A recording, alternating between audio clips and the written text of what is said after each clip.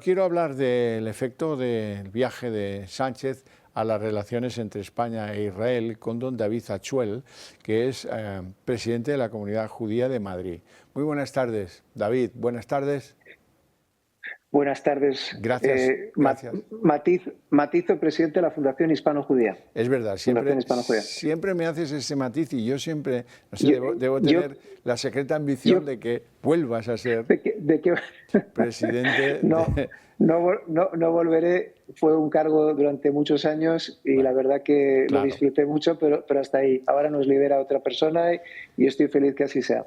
Bien, vamos a ver, ¿cómo habéis visto los judíos que vivís aquí la aventura de Sánchez en Israel, en Gaza y en Egipto?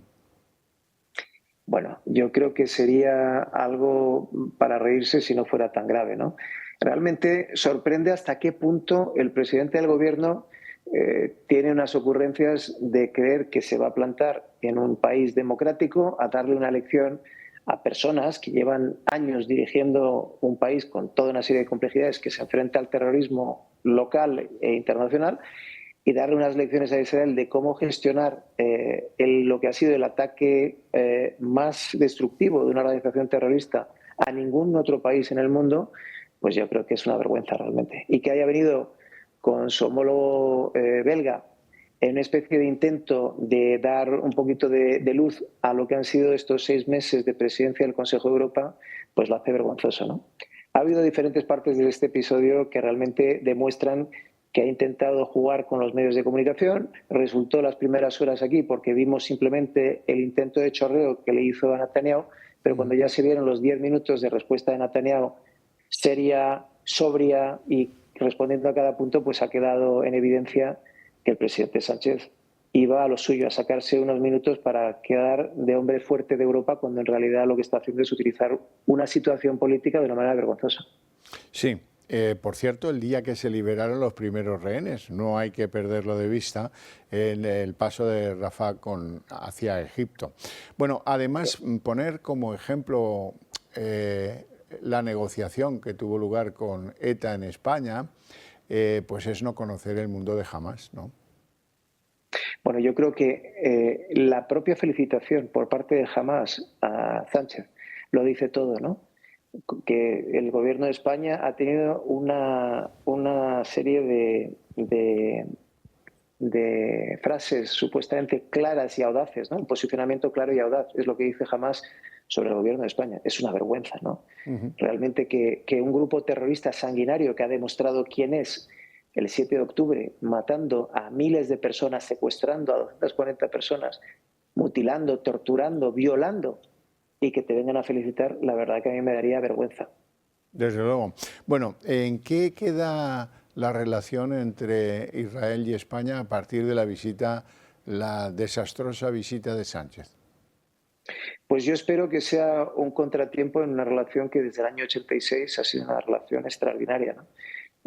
Hay cooperación en diferentes ámbitos y yo creo que lo que está ocurriendo ahora mismo es un posicionamiento por parte de un gobierno que quiere realmente satisfacer a sus socios. No hay que olvidar que la izquierda radical, desafortunadamente en España, está financiada por Irán.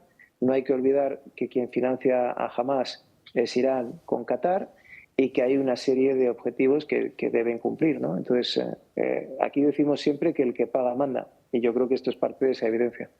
Ya, no sé lo que incomodará más, si has visto la prensa de Israel, ¿qué incomodará más? Si que Sánchez tenga gente que admira y reconoce el derecho de Hamás y de los palestinos a hacer cosas salvajes, o que tenga ese hombre en el gobierno a esos ministros nuevos que se manifiestan pro Hamás, 2 en concreto, o que el líder político de España sea capaz de meter la pata de esta manera tan... Bueno, siendo que además venimos de un precedente, que es que le costó que le llamara Emmanuel Macron y que le llamara Olaf Scholz para que finalmente, muy tarde, como 12 días después, hiciera aquella llamada a Netanyahu, bueno, una llamada que tampoco comprometía demasiado en solidaridad, en términos de solidaridad, la posición española con la de Israel?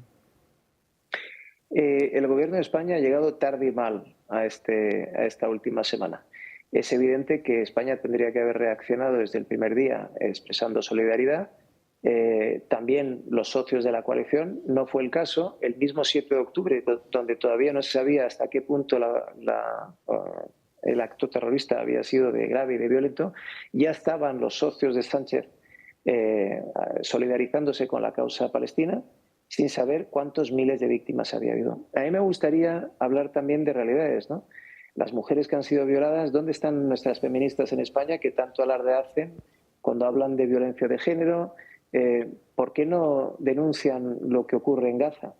Que existe un régimen misógino y homófobo que martiriza a su pueblo, que utiliza a su pueblo como escudo humano y que evidentemente también ataca de manera sistemática a su vecino Israel, que es una democracia garantista, ¿no?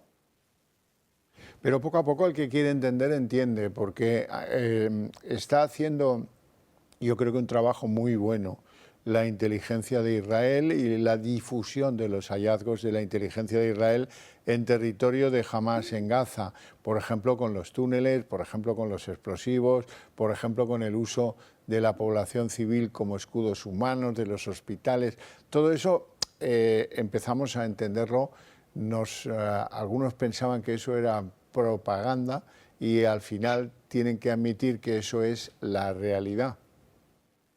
Sí, bueno, Hamás desde hace 16 años controla con una mano de hierro el territorio de Gaza, y eso quiere decir que no hay disidencia en Gaza, no hay derechos humanos para cualquiera que se oponga con su manera de ver el mundo y de ver el Islam, un Islam que impone.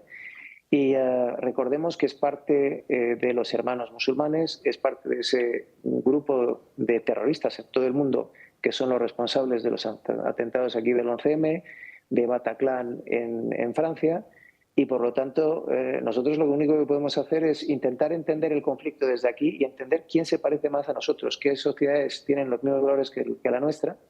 Y claramente el Estado de Israel no ha mentido cuando denunciaba que jamás se estaba armando hasta los dientes, que tiraba misiles de manera indiscriminada, que construía una red de túneles de 500 kilómetros sin construir ningún albergue para ni ningún refugio para su población civil. Y hace unos días uno de los líderes de Hamas decía que los civiles palestinos son una responsabilidad de las organizaciones internacionales y no de Hamas, que Hamas está ahí para resistir y atacar a Israel, pero que la población civil palestina no tiene nada que ver con Hamas, que eso no es una responsabilidad suya. Eso lo dice todo. Por cierto, ¿qué te ha parecido la reacción del canciller Álvarez, que dice que es que Israel miente y no interpreta bien las palabras de Sánchez?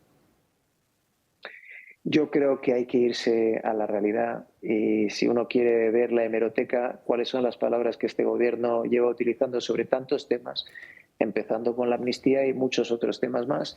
Este es un gobierno que desafortunadamente está en manos de radicales que están compinchados realmente con Venezuela y con Irán. Y eso no hay ministerio de Exteriores que pueda defender otra posición. ¿Cómo es que nosotros, como país democrático en Europa, vamos a defender una posición que aplaude jamás? Esto es nunca visto. Entonces, el ministro de Exteriores puede decir lo que quiera, pero hay que irse a los hechos.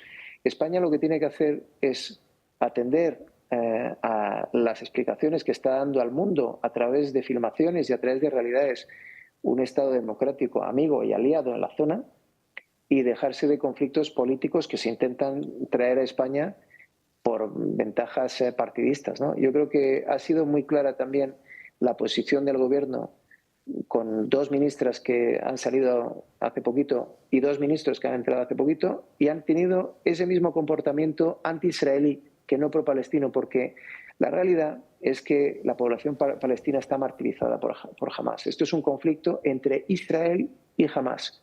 No es un conflicto entre Israel y los palestinos. Y los palestinos que se manifiestan aquí a favor de Hamás son parte del problema.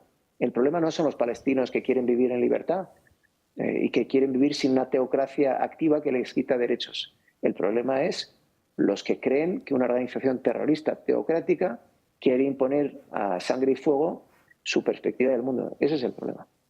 David Hatchwell, muchísimas gracias por tus palabras, por atender nuestra petición de información, de opinión más bien sobre lo que ha pasado con Sánchez.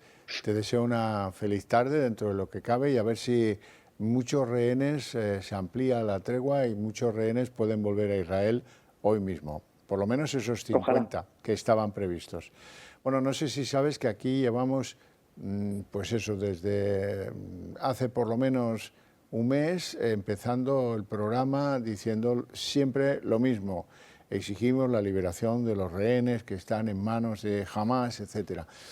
Porque hemos querido dejar desde el minuto cero claro que cuando uno pelea por lo que sea, aunque sea pues, lo más execrable en política del mundo, no puede tomar rehenes en personas mayores, en niños, en mujeres, como han hecho ellos, como todavía mantienen en su poder ellos. Así es que aquí estaremos.